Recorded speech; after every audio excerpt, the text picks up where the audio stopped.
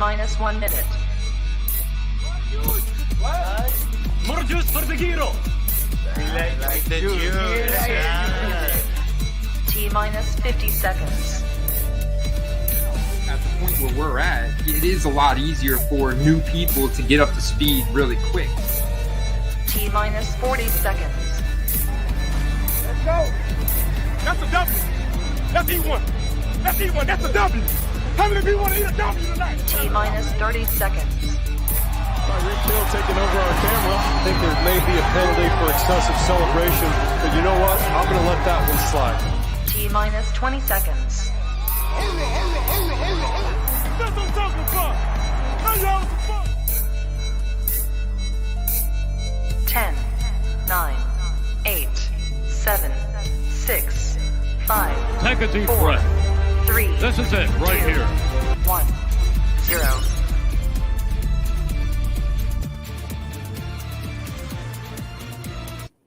What's going on, everybody? Welcome back. Myself, Andy Kaysen, here with Hitman Live Sunday night after a day chock full of some exciting NFL action, man. We're sitting here just before this Sunday night game. We want to run through the gauntlet of all the games we just watched at 1 and 4 and give you guys our immediate reactions, immediate market takeaways, some predictions, some analysis.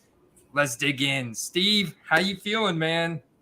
Man, some upsets at the end there. It looks like Oakland just kind of gave up in the second half. So you got to wonder what that team's going to be all about. They had a commanding lead and just kind of sat on it. And you can't do that against any team in the NFL, realistically. So.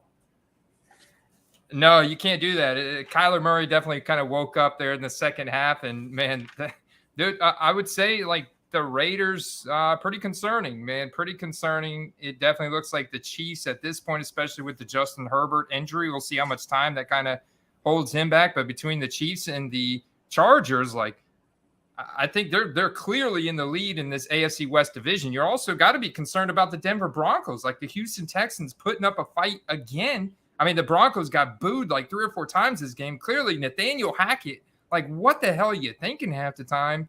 And then at the same time, it was like Jerry Jeudy with a shoulder injury, Patrick Surtain with a shoulder injury. So definitely some interesting injuries today, but somewhat underwhelming, in my opinion, from Russell Wilson. But I think it ultimately started with Nathaniel Hackett and just terrible coaching. Yeah, coaching and, obviously the injuries is a big thing too. But, I mean, that's 2 games that, they should have lost realistically. All right, man. So let's run down. Let's start with Miami and Baltimore because this was a freaking career game for Tua Tagovailoa, throwing for over 400 passing yards, 5 touchdowns. Tyreek Hill damn near had to get an oxygen mask, getting cramped up because he's getting peppered with so many targets, but he was getting wide open. Him and Waddle, just racking up points here. And Tua, this was exactly how the experts had planned this game to go out in terms of more emphasis on the passing game. And what Mike McDaniels likes to do with that offense is stretch the ball horizontally, get Tyreek and Waddle out in space, get the ball in their hands in the short sectors of the field. But there were some intermediate. There was a couple picks on Tua early in this game, but later on, he started getting in a rhythm. And, Tyreek Hill just got wide open. There were some big plays there. Yeah, man, Miami going 2-0, dude. That's big. I'm curious to see how much Tua's cards are going to go up after this because you had a Joe Burrow loss, and we'll see what happens with Jalen Hurts tomorrow night. But you got a Justin Herbert loss and an injury, so let's see what happens to Tua this week, man. I think that based on the Trey Lance injury, I think that there's going to be more people throwing money at Tua because there's people that are weekly buyers. There's people that are weekly sellers. There's people that are daily buyers, daily sellers. So I think that, from week to week, you're going to see a guy that's hot, and that's going to be the hot buy for the week. But I think that a performance like today might make him a hot buy for a couple weeks, possibly. Yeah, it might make him a hot buy for a couple weeks because now they're in that 2-0 territory. So, yeah, I'm looking at here because I could I found several instances because I bought a Jalen Hurts optic hollow for $50 on Friday, and now I'm looking at the sold transactions today. Here's an auction that just ended for $90. 90. So buy it nows are selling out at 60, 70. There's a PSA 10 for around 250. So you can see they're definitely going up. There's a buy it now that's sold for 80. So this is way higher than what I was seeing. So there's a PSA 9 for 100. But the latest one, boom, auction. If you had an auction ending and your player smashed like Tua did today, over 400 yards and 5 touchdowns plus a win, you better believe he's probably going to be at the top of my hype index when the calculations are done this week. $90. That's almost 100% increase from where they were at yesterday. So it'll be interesting to see how long this spike lasts for Tua. I guess as long as he could keep winning, right, Steve? Yeah, and we talked about it in the preseason. I thought that the Dolphins have a really good chance of going to the playoffs this year, and I think he's even exceeding anyone that was a Tua truther. I think he's even exceeding their expectations. So, yeah, Tua, if you were holding Tua and buying this dip, now is a really good time to move it. Yeah, because look, they get the Bills next week. They get the Bills next Sunday at 1:00, man. And the Bengals by this point, shoot, man, the Bengals now 0-2, losing to the Cowboys. Oh my God!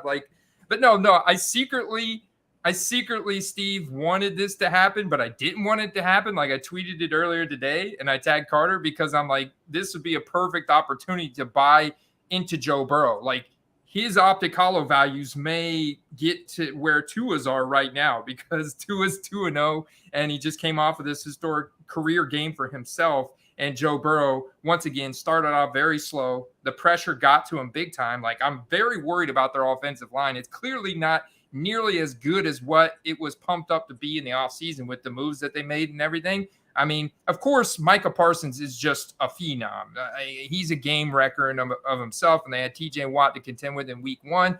But, I mean, these are the type of games that they got to win in the trenches, and now Joe Mixon's hurt, man. Joe Mixon finally caught the injury bug, didn't take too long, so that's a big hit to the offense. And, of course, Joe Burrow rallied, and it made it close, but just couldn't quite hold up to that pressure, man. Yeah, I'm not too worried about them long term, but yeah, you definitely didn't want to see him start 0-2 if you're a Bengals fan or if you're holding some Burrow rookies. But I think it's a good buy low opportunity, in my opinion. Yeah, for sure. And then on Baltimore side, like Lamar looked good. You know, the touchdown to Devin Duvernay returned a kick. He scored the very first touchdown of the day. Kick return at 1:00. For a touchdown. It was like, boom, Devin Duvernay kicking the day off for us. That was exciting, man. I mean, as soon as red zone started, here's Devin Duvernay returning a kick, and then Bateman gets a nice touchdown. Mark Andrews, of course, has a big day with the touchdown. I mean, the Baltimore Ravens led this game 28-7 at the half. Lamar was balling out. He showed some great passing acumen, in my opinion, Steve. Yeah, I mean, he was dialed in. It did look almost insurmountable for a while there, but you got to give tons of credit to the entire Miami Dolphins team for that's a hell of a rally they put on today. Man, that's what I love seeing right there, dude. So the Tua high transaction we saw for the raw optic hollow was 90. The Joe Burrow's 135. Man, I was seeing these sell for 200, 175, 180 throughout last week. And that was after heading into week 1 where they were at about 225, 250, and the round where the Herberts were at. And Herberts climbed up to about 250, 275 after week 1. Those are back down to around 200. Joe Burrow's now falling to 135. I'll buy into Joe Burrow optic hollows at $100, Steve. You know, they're a little out of sync. He had that, appendix procedure in the preseason. So I think they're just kind of, a little bit out of sync, and I think they'll be back on track pretty soon. Yeah. So moving on, of course, you guys are going to see, shout out to all you guys in the chat, man. Hope you guys enjoyed your day so far. VA, Tom, TW, what's going on? Halos, cheers to you. Ziggy, Sasquatch just bought a Burrow. Sasquatch just bought a Burrow yesterday. James, Adams got 12 yards. It's not talking about Devontae Adams, right? No, Devontae Adams had a nice touchdown. I don't know what he's talking about. Adams got 12 yards just now in the overtime loss. I'm kind of behind on that comment there, but I'll figure it out. I'll figure it out, James. You help me figure that out, man. Oh man, Roberto coming in hot. Second comment in the chat. Yeah, that was a big loss for me. You guys saw the couple Trey Lances that I had. 49ers won this game. I mean, defense is just beast mode, but Trey Lance on a running play hurt, ankle injury, done for the season, Steve. Done for the season. I think you got to note, I mean, anyone that was watching the game could tell that the offense immediately looked better with Jimmy G in there. It wasn't even close. They looked, consistent. They had a balanced approach. They were passing and running. It wasn't just all run-based. So I did say that with Lance in there, I thought that they'd be like a 500 team, but maybe they're better now. I think that they're better now, and they'll be a little bit more like they were last year. And if you did buy into some big Lance cards, I'm feeling for you right now, man. I did warn you. So you did warn us, man. You did warn us. A lot of people said, Jimmy G was too fragile, but I mean, there wasn't really a lot of track record to go off of with Lance either. Yeah. So that was the big injury from today. That was quite the tragedy, man. Look at the Jets, though. Look at the Jets beating the Browns at the end of this game. Garrett Wilson absolutely balled out. We're going to see him at top of the hype index chart. Garrett Wilson, the rookie for the Jets, balled out. Breece Hall got a touchdown. Actually got some pretty good usage in this game. But Garrett freaking Wilson, man, because this was a close game at the half, came down to the wire. You had a late Corey Davis touchdown. Joe Flacco putting the game together at the end, and then the Jets picked off Brissett at the very end to seal the deal. So Brissett not able to throw the ball accurately whenever push came to shove. I mean, if they cannot rely on Nick Chubb and getting up to an early lead and actually holding that, then they're screwed, man, because they just let Flacco and the Jets come right back on them after being up in this game. Nick Chubb had 3 touchdowns, man. 3 touchdowns. If you're a Browns fan and you saw how open that Corey Davis was towards the end of the game there, that should never happen. I mean, that game was locked and sealed. It was a Browns win, and I don't know how that guy got open by like 30 yards and then just walked in. That was literally what changed the game. But I'd like to point out Amari Cooper, even Brissett said it after week 1. He went back and watched the tape and couldn't believe how open Amari Cooper was all the time. And if you notice, he did hone in on him quite a bit more this week. So I think that's a big arrow up. Yeah, big arrow up for Cooper. Yeah. I mean, I think it's a great time to buy into the Browns receivers for a Deshaun Watson comeback. You know what I'm saying? Like, that's the kind of mindset I'm in now. Like, people are totally out on the Browns receivers because Brissett's he's a game manager. Manage the game, get some short passes off. Occasionally we'll ask you to go deep on a calculated pass, but not very much. He's going to be reeled back in even more after the way that game just ended. And it's going to be the Nick Chubb and Kareem Hunt show, but they've got great receivers in Amari Cooper, Donovan Peoples-Jones. Like, those are guys that I want to invest in for a Deshaun Watson comeback, because I think the record's going to be okay. I couldn't believe that they let the Jets and Joe Flacco come back, but the Jets got good weapons, and they actually transitioned their game plan a little bit from last week, a little bit more balanced this week, and you saw that actually worked out for them towards the end, and the ball bounced their way. So they came away with the win there and going 1-1. The Lions go 1-1, Steve. The Lions beat the Commanders in a pretty strong, confident fashion here in this game, man. They got to win. Aiden Hutchinson set the Detroit Lions franchise record for sacks by a rookie with 3 sacks in this game on Wentz. And they got the safety. So this was a dominant Lions performance. You had Swift in early getting some big plays, but you had the big guy was Amon-Ra St. Brown. Steve, I know that's been one of your guys that you've been talking about all summer. Like, I'm kicking myself right now for not buying more Amon-Ra St. Brown, because I can only imagine what his cards are going to go up to. He just put up 42. I did have him on my daily fantasy team. You saw me. I put Goff. That was a nice sheet. I'm sure you'll get a kickback on that one. I have to check it out. That was a $3 GPP play in one of those 500 player pools, DraftKings tournaments. And when I checked it at like 5 o'clock, it was winning $50. So it was solid. Like I was getting 215 points, which I think 215 points is pretty good. I probably need something like 230 to like win the whole thing, or 240, but 215, I'll take it. Like I nailed a roster this week, and it was a big part to those Detroit Lions and stacking them up. I had Tampa Bay's defense. I had Curtis Samuel on the other as the bring back from the Commanders, and he put up again today. I had Mark Andrews, who had a great day. So I was able to spend up in some of those other positions. It was Saquon that really hurt me. Saquon was my weak link, man. So, but Amon-Ra St. Brown, dude.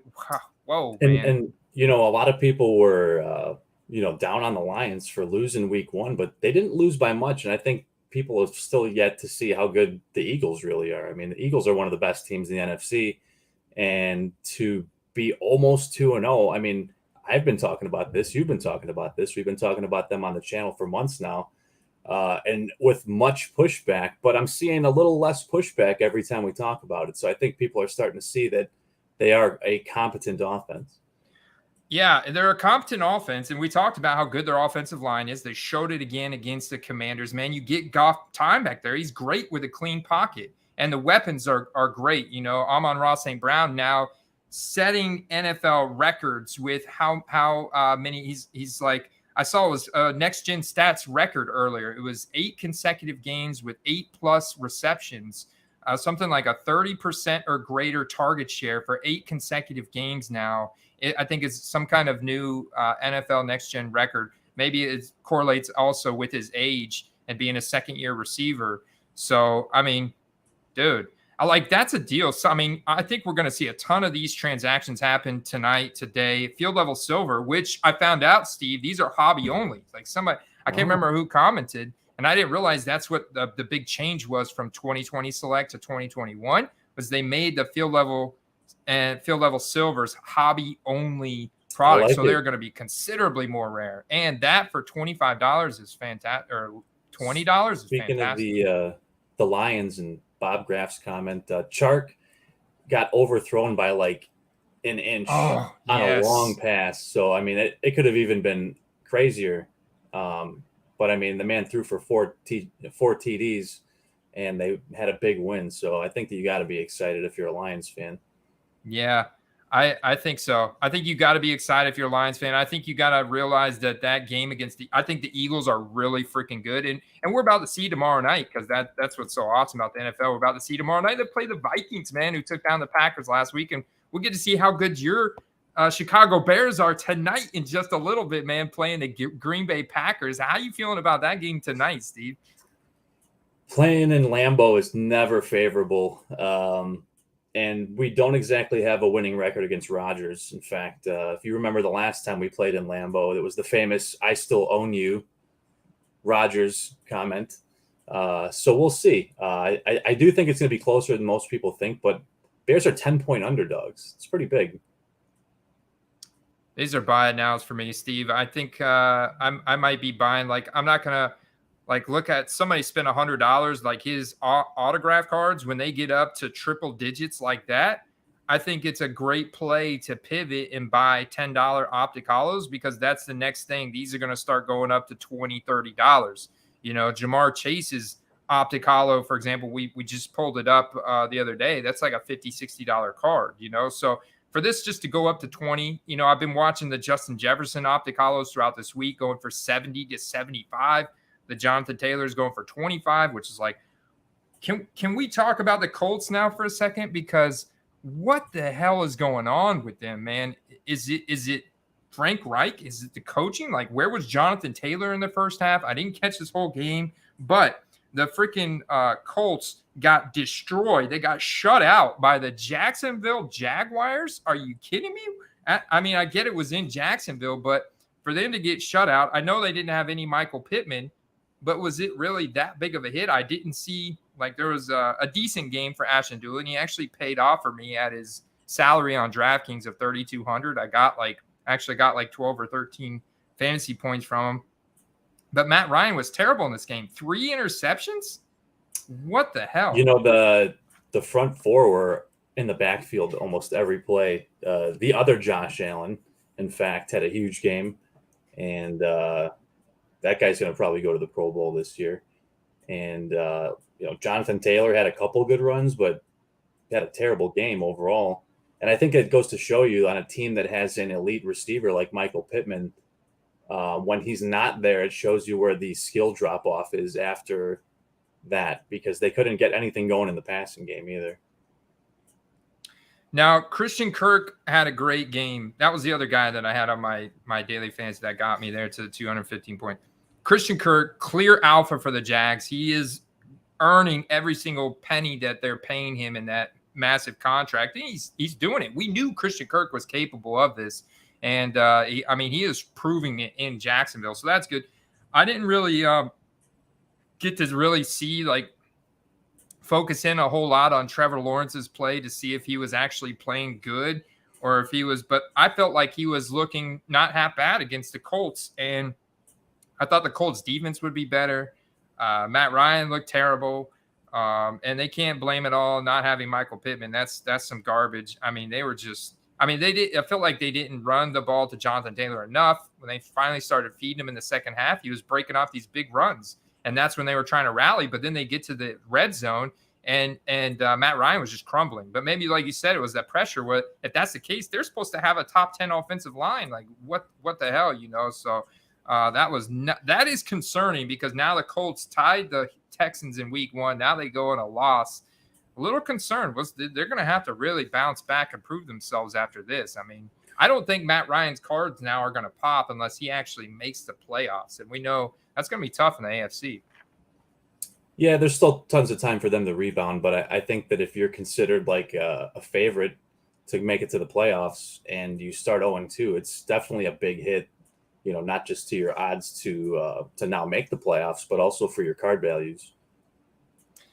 I think that Amon-Ra's autograph stuff, rare stuff, to go back to Amon-Ra St. Brown's here, and this comment from VA Beach, that his autograph stuff and super low serial number stuff is getting very expensive. That stuff is not a buy for me for that. That's a little too expensive now at this point. I think I feel like it doesn't leave nearly as much room for growth as if I buy a $10 optic holo that I can sell for 20 to 30, just a lot lower downside. And I still feel like I've got some nice upside knowing and seeing what these other guys' optic holos are getting up to. So, his high-end stuff going back to the end of last season has been really pricey, which is why I've been, like you said, having to go to the semi-scarce to medium range stuff, which is still affordable and has room to grow. Not to say that there's not value in a receiver's cards that are in the $100 or $100+ range, but like you said, there has to be some meat on the bone, and if people are paying top dollar, you got to find your niche. Yeah, and Hines had a couple receptions early, and then I didn't see him at all. So he wasn't a major factor. I'll have to go and dig into the utilization, like the actual snap share and care and everything tomorrow morning. And I'll have a better picture of how they actually utilized him on the field and stuff. But moving on here, Steve, the Bucs take down the Saints in the Superdome. I was happy about that, especially when we're getting that pick 6 towards the end of the game, because that was that was a rough game. I was stressed out. I was tense, man. Halftime when it's 3-0, I'm like, what the hell's going on here? Of course, no Julio Jones. I've been talking about Julio Jones all week, and turns out he had a knee contusion. And it's like, oh, here we go again. All right, no Julio Jones, no Chris Godwin. Luckily, Brashad Perryman stepped up for us, and Mike Evans had a couple big plays until he got ejected because there was a massive brawl in the middle of the field between him and Marshawn Lattimore, and they're literally throwing haymakers at each other, which I'm not shocked because I know, they go at it every time we play them. So they both got ejected. It was kind of fun to see, honestly. Yeah, dude, it's such a heated, passionate rivalry. It was fun to see. I'm like, here we go. My daughter's like, what's happening? What's going on? Like, Big Mike don't put up with any more Lattimore stuff, man. He's going to He's ready to go to blows. You know, if you were sitting in the living room with me when that ejection happened, I looked to my son and I said, Tampa now takes the game over 100%, and it was a complete change of pace after that. I mean, it lit a fire under their asses, and the whole game was completely different after that. Yeah, you know, our run game struggled at first, but I mean, we got better as the game went on. We had 2 more offensive line injuries at halftime, and we didn't have Donovan Smith in this game. So I was really worried, but our defense, man, our defense stepped up big. We had 3 picks on Jameis. One of those was a pick 6. I was like, yes, let's go. The crazy thing, I bet you we're going to see quite a bit of hype, though, for Chris Olave, man. He had the big game. He had 365 air yards in this game. Now, that's the distance of all intended targets. Whether or not they were completed, you know, we're just talking strictly air yards. Jameis was really airing it out. He's clear, deep threat number 1 on that team, and Jameis showed, like, here comes Jameis. Like, I remember him, you know, just winding up. He's got a cannon, man. He's got a cannon. He went for it on quite a few occasions. Some of those turned into interceptions, though. So I was like, yes. And then we crushed him, you know, by the end of the game. So, I mean, obviously, if you're a Jameis owner, that was not a good look at home. You know, where's Carter at when you need him? Because I know he's definitely I really sweating thought that. Jameis would have a huge game until they said he had 4 fractured vertebrae.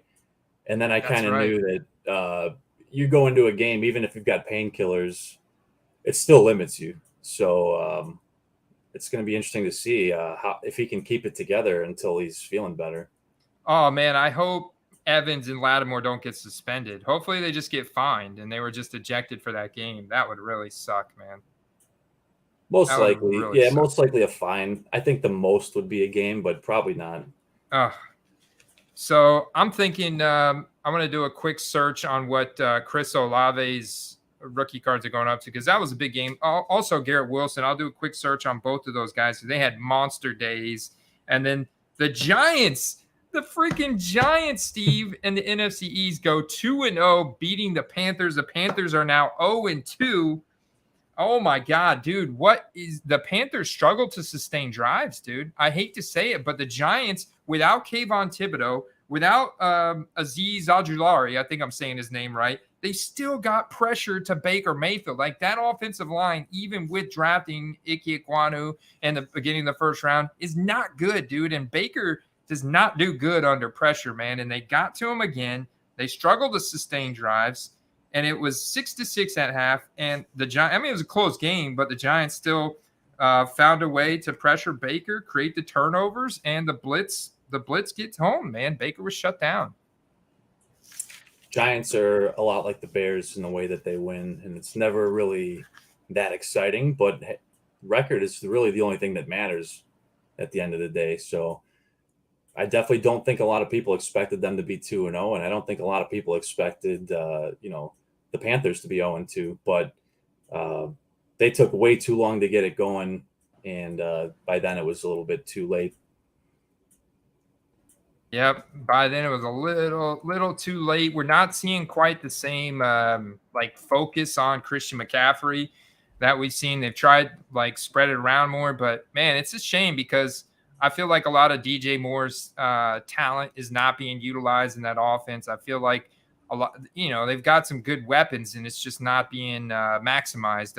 I think it does start with the coaching. I'm not a Matt Rule fan, even just unbiased. I think he's pretty bad. I think he's going to get fired. His days are numbered. His days and weeks are numbered, just like Nathaniel Hackett. If he can't figure out how to stop getting delay of games and stop making terrible play calls, I mean, his days are numbered. He's a new coach. I can't imagine. Why would these guys?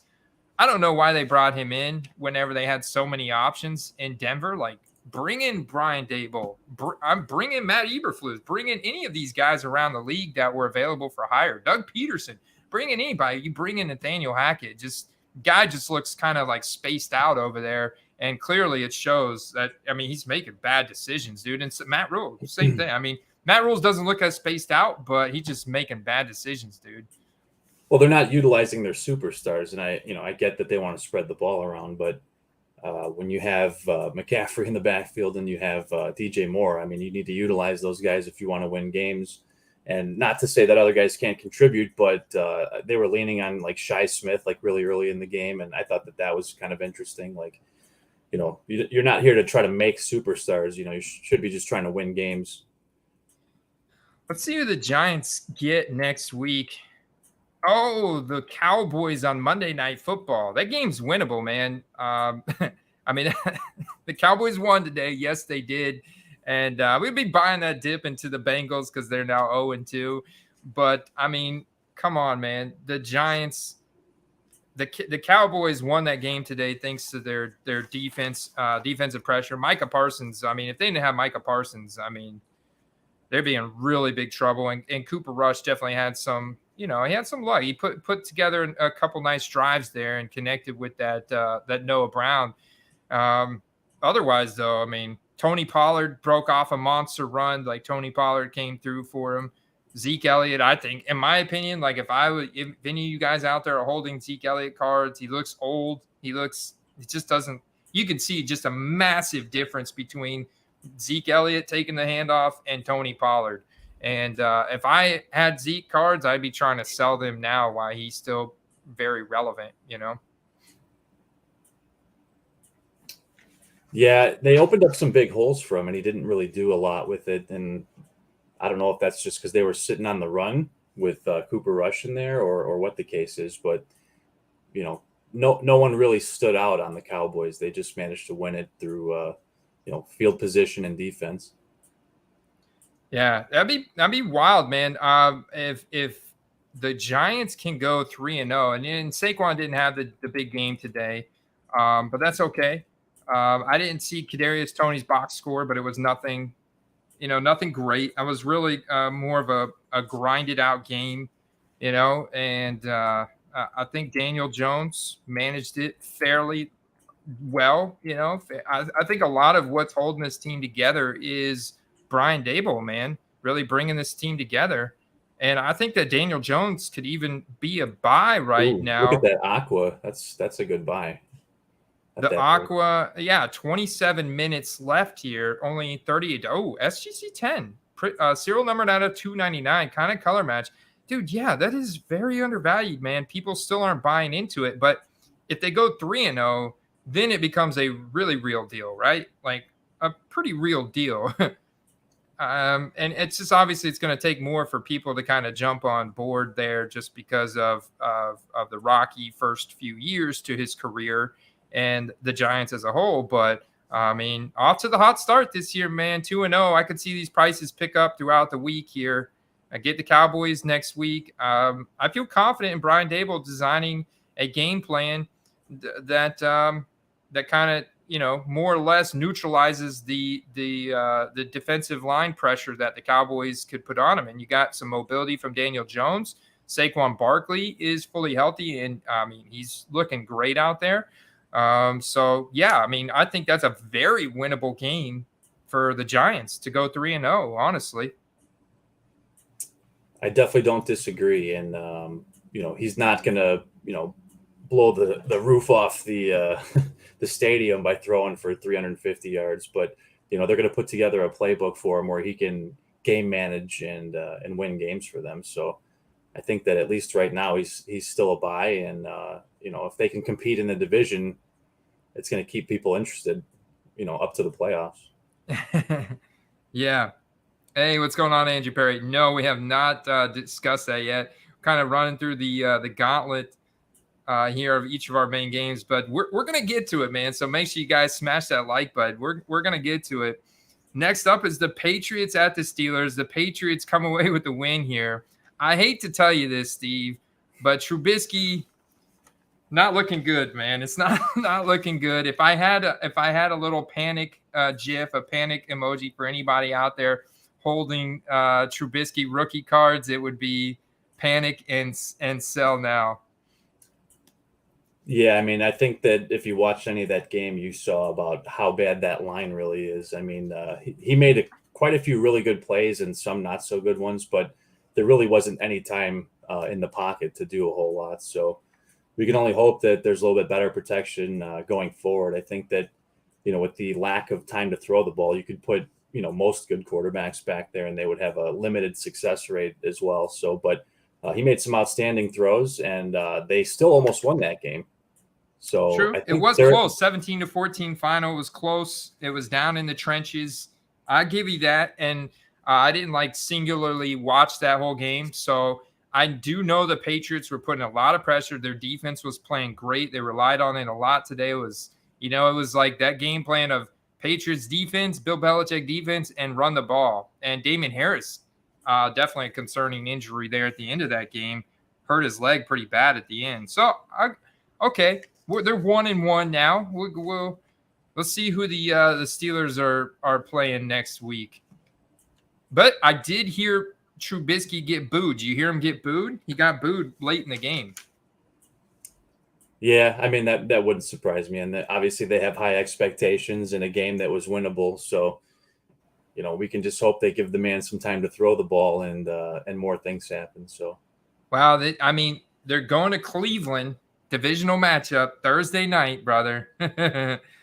A team that 1-1 teams. So it's a big game, man. I don't know how the NFL is getting so lucky with their schedule.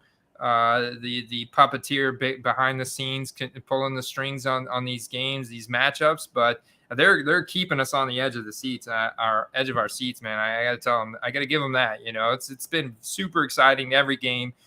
They've been close. The schedules, the matchups, the records, the divisional component of it. Next 2 games too, Andy.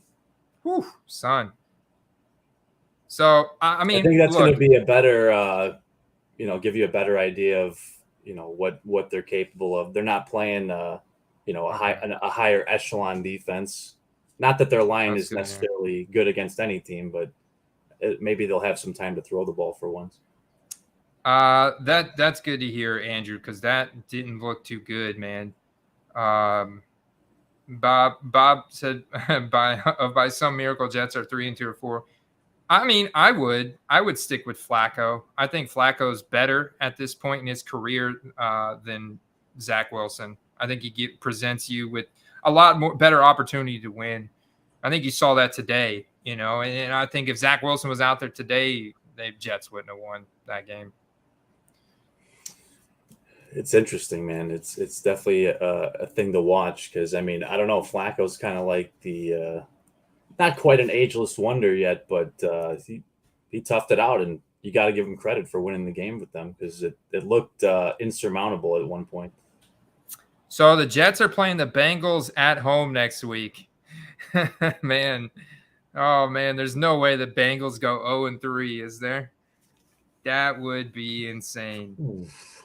Yeah, that would be insane. Flacco could potentially have another good game with that weak secondary, but you got to think at some point the Bengals get their heads out of their you-know-whats and just kind of maybe start winning some football games.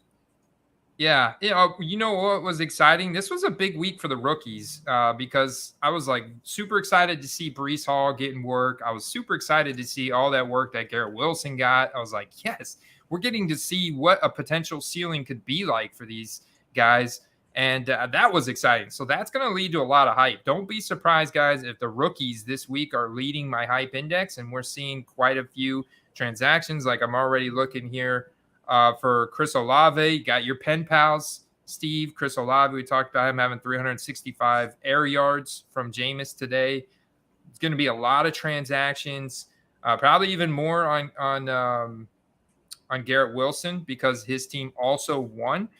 And 17 targets. It's just insane. So I don't know if you've noticed this, Sandy, but compared to past years, and it could be because the product is so fresh, but the pen pals cards are really expensive, even for guys that aren't potential superstars. I was looking for a Velus Jones pen pals just for myself. It's at $36-37, and I was like, I'll pick it up for 10 in a couple months, Yeah, it is very new because it's a part of Elite, right? And Elite just came out. And with Donruss being pushed back to January, something like that. Yeah, wow, man. Look at this. Even a horizontal format. And this is black ink, Steve. So this is the most common one, right? The pen pals, the black ink? Yeah, black, blue. green, and then I think purple and red are the most rare. So this is kind of a bold take. These may become more of the gold standard for 2022 rookies right now, looking at the release schedule and looking at how everything else is just so pushed back. I mean, you could look at these luminance ones. These luminance kind of have a pen pals kind of theme to them with different colored inks driving the print run, so like Steve just said. But I mean, son, yeah, you could look at the transactions here. People aren't hesitating to spend. Oh man, look at that one. I know, man. XRC autographed silver, numbered out of 99 for $300. Like, son. That's when you talk about the hype index, man. That is why the hype index exists, because that we talk about players and their values and how those change, and literally it could be the highest hype moment for him in his whole career, potentially. Although he could go on to be super elite, and maybe it's not, or he could pan out to be above average, and this was like the biggest spike you've ever seen for him. So, but when they're this young, this is where you see the major fluctuations. Yeah, there's the Prestige Passport. I saw this card popping off for Jahan Dotson last week, and now we see a $40 transaction for Garrett Wilson. I expect these to absolutely climb throughout the week. There you go. There's a green ink pen pal, Steve, for $120. Buy it now. A lot of buy it nows. I mean, that's what you see when these. That's what the hype index is really driven by. A lot of buy it now volume. People gotta have it, making those impulse purchases. Just gotta have it, man. What's kind of cool is if you're buying for color match, like green ink on a Jets card is kind of cool, right? Very cool. Very cool. Another team that didn't win, Steve, now we're getting into the 4:00 games here, was the Falcons, but they put up a damn good fight against the Rams, man, who for a second there looked like they might lose for a second straight week to the Falcons. And it was like, oh my God, is this actually happening? Of course, Marcus Mariota couldn't actually pull it off. He was disappointing at the end, made some mistakes, but Drake London looked really good in this game and a clear alpha receiver on this team, even counting Kyle Pitts. Drake London, really, really good. I wouldn't be surprised to see him close to the top of the hype index. He's getting a lot of looks, a lot of targets, got a lot of production in this game. There's, I'm not even on sold. I'm looking at the, so yeah, I would, and from the Ram side, man, like I know Allen Robinson finally got in the end zone. But the fact that the Falcons stayed in this entire game with the Rams is, I think, a little concerning for the Rams. I don't know, man. They're a little shaky. Look at all the defensive additions that they got, and then they get Allen Robinson, and you'd think to yourself, like, they should just be stomping everyone, but not. Like, they actually made Mariota look pretty good. And at the end of the game, like, he got ran down in the backfield, and there's only so much you can do there. So, but at times they made him look good, which I thought was interesting. Yeah, your Bears are driving down the field out in the red zone, man. That's exciting. On the yeah, man, this is exciting for the Bears. I'm looking at Fields right here, taking trick play, a flea flicker from David Montgomery. Fields getting it off just in time, completing it to number 19. Who's number 19 on your team? Looks like he's got a. Is that Equineme St. Brown?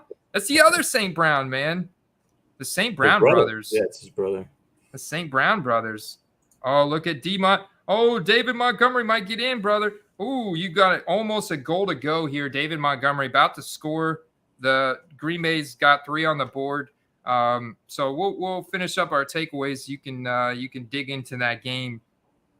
But bounce back game for the Rams. They got lucky. It was supposed to be a smash bounce back game for them.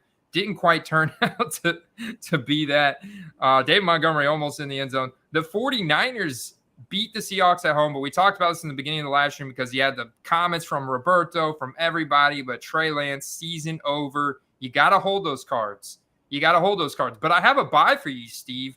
out of this game, and I want to see what you think about this, and I want to pull up his cards quickly. It's Deebo Samuel. Deebo Samuel, with how freaking good he was with Jimmy G, and now that you have Elijah Mitchell out for the next 8 weeks and Jimmy G back, I think Deebo Samuel could absolutely go nuclear in this offense. I think he could become a lot more the focal point. And obviously that San Fran defense is so good. And you saw me talk about Talanoa, probably saying his name wrong, Talanoa Tufonga, but he's really freaking good. Had another couple big plays in this game. And of course they smashed the Seahawks. The 1 week wonder Geno Smith brought back down to earth in this game.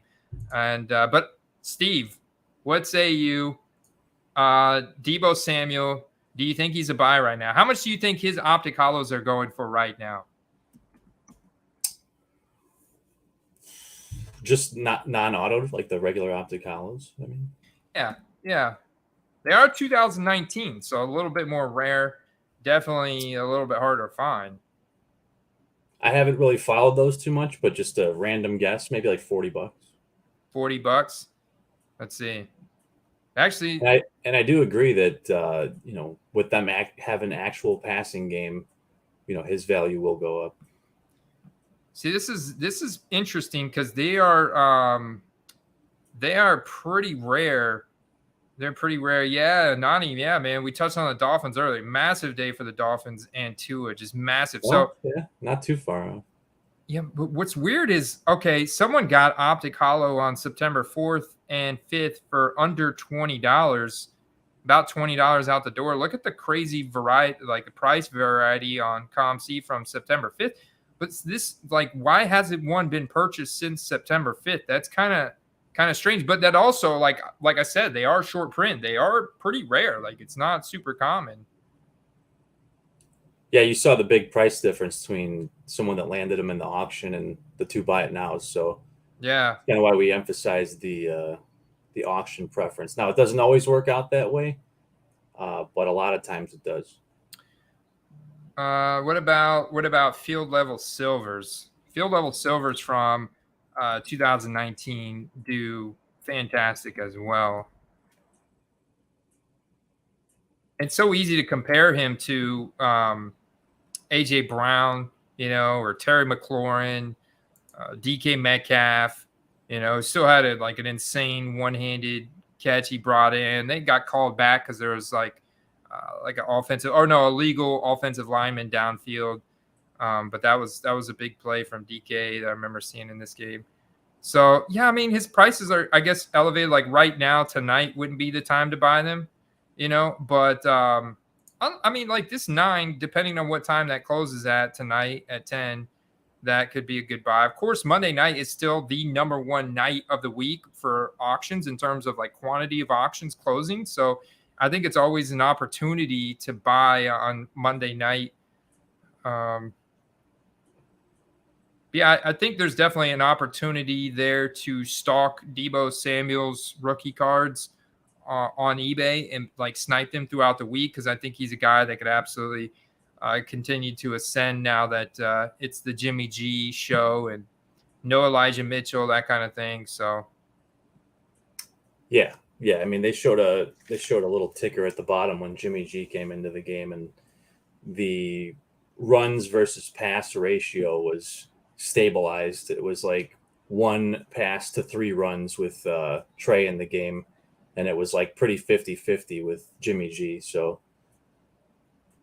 injuries happen in every sport, Francesco, and they happen in fantasy. Like I've got Trey Lance on my fantasy team too. I mean, everybody gets injuries every year. Like everybody's team gets some form of injuries every year. There's a season injury every year. Just something you got to deal with. It's just part of the game.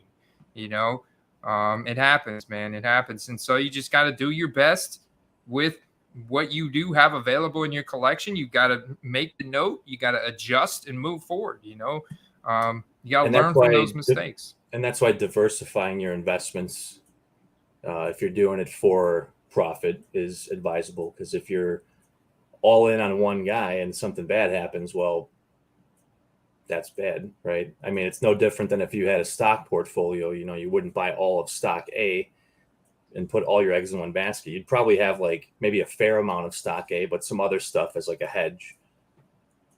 Yeah, diversification, and that way you don't right. You succumb to an injury. That's why you have a 53-man roster in the NFL. When a guy gets injured, okay, let's put next man up. And that's why you have a free agent player pool and you have trades available and that kind of thing.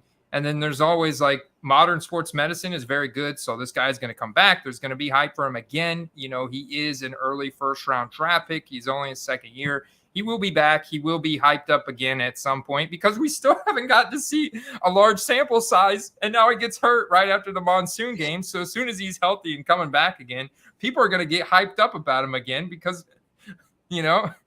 there's still that very much that rookie element. And he could still get hyped up very quickly whenever he comes back. So, it is what it is. You just got to diversify. And, speaking of, so Bengals, Cowboys, like Joe Burrow's stock took another hit. Cowboys won this game, go 1-1. Tony Pollard showed that juice, baby, today. Got the easy touchdown. I'm glad they gave it to him and not Zeke after that big breakaway run he had. Dalton Schultz got hurt late in this game. I don't know how bad it is, but yeah, we kind of talked about their game earlier, so we can move on if you want, Steve. Yeah, I saw the injury. It didn't look too good, but I haven't seen any updates on it either. Rodgers dancing around. He's scrambling. Rodgers scrambling. He ran out of bounds. 7-3. You got the touchdown, man. So 7-3, 3:10 left in the first. The Texans at Broncos. The Broncos squeezed this game out. Are you worried at all about, like we talked about earlier, but are you worried at all about Russell Wilson, or do you think this is primarily a Nathaniel Hackett hack job? It's just, he's a hack of a coach, man. It's definitely a lot of coaching, but, not having Hamler, in the game, obviously Tim Patrick's out for the year, and then losing Judy early in the game.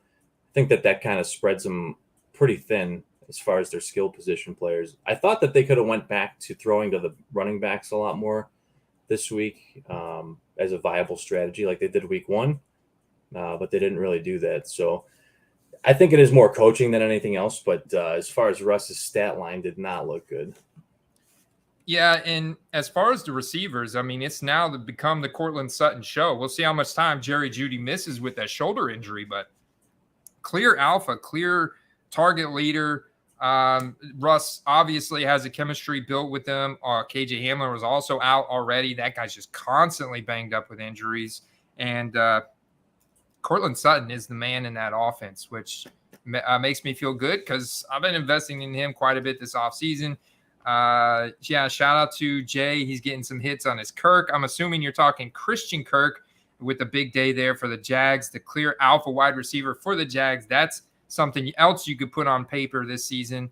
That Courtland Sutton, the alpha for the Broncos. The Cardinals, what is going on with Kyler Murray's hair, man? He's got a giant afro now, dude. I noticed that. He finally woke up too. I'm like, okay, here comes the Raiders bounce back game. This is perfect spot for them. They're at home. This is an easy game. What's his name? Devontae Adams. James posted up in the comments earlier. Devontae Adams had a very quiet game after starting off strong. He started off really strong. The 2 receptions, the touchdown, and then it's like, what happened? Steve, I didn't get to why. I was like really crunch time with the kids and everything, trying to get them fed and in bed and stuff. And so I had 1 ear on. They got up by 22 points, and it just seems like they just stopped trying, But this is the NFL, and this goes to show you that, you don't take your foot off the pedal. You just keep scoring because you literally let them back in the game. And when you have a mobile quarterback like Kyler and you give him 20 seconds to do something with the ball, bad things happen to you. So they did almost get to him at the end. Max Crosby hit him, and he was like halfway to the ground and somehow stayed up, and that's how they ended up coming back and winning. So, if you're Oakland, you got to be really kicking yourself here. really kicking yourself. 0-2. Derek Carr had a lot of hype coming into the season ever since they signed Devontae Adams. And now you start out 0-2. I'm not sure there's going to be a massive hit to Devontae Adams stock. He's a lot closer to being a Hall of Famer than Derek Carr. But Derek Carr's stock is going to take a big hit, knowing he's in the AFC West, knowing he's now 2 games in the hole. Couldn't beat the Cardinals at home after being up like that big time. I mean, dude, I don't know, man. That was he had very. He had 220 yards and 2 touchdowns in the first half. So I mean, they just completely stopped like pushing the ball down the field. I don't know why, but yeah, Waddle, massive game. Amon-Ra St. Brown, Jalen Waddle, they're going to be guys that close to the, if not at the top of my hype index this week. You can count on it. And that's it, man. And here we are tonight, 7-3 at the end of the first quarter. Were there any other massive takeaways that you had right off the bat today before I dig into all the utilization analytics and the actual data from each game and put those rankings together tomorrow? Yeah, I think just we talked about this a couple weeks ago. The Lance Jimmy G topic always seems to get brought up, but before today, you probably could have got base Prism Jimmy G rookies for $2-3, and you could have got the silvers for under 20. Probably not true anymore because he's the QB for the rest of the season for them now. So that just goes to show you, if you're thinking a little bit further down the road and not just living in the moment, it does play to your advantage as far as card flipping goes. He could have been also a trade candidate. So that could have driven you to kind of buy into his cards earlier in the week because we were potentially thinking Dallas Cowboys could be in the market to trade for a quarterback. So we know he's a guy that's going to be a fairly hot commodity because he could make a good starting quarterback in a lot of systems, and now he's gonna do pretty well for the 49ers. I mean, obviously they could be right back in the. I see the 49ers making another solid playoff run. I don't know that Jimmy G can actually, obviously he's been there with them before, so can't really say that. And they've got such a great supporting cast and defense and everything but look at all these transactions, man, from today. National Treasures, 5 out of 7.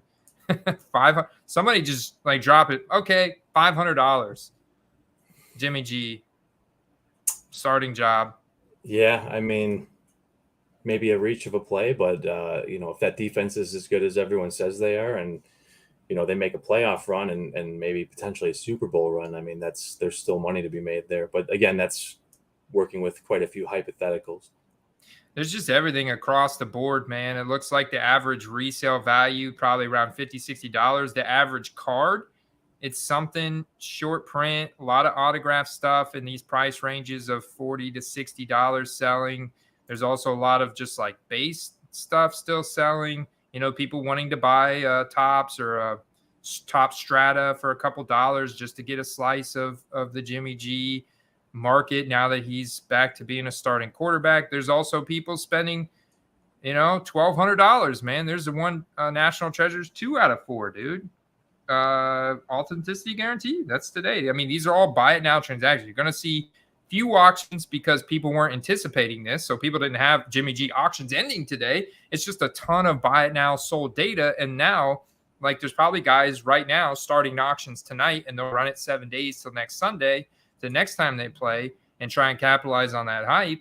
But for right now, we're going to just see a ton of buy it now volume. He's probably going to be at the top of our chart just because he is a quarterback, not top of my hype index chart, but the top of the market movers chart. Whenever I go and look at what the week over week buy it now sold volume is at, he's probably going to have the largest percentage of increase week over week than anybody, just because of they went from virtually nothing to a whole lot.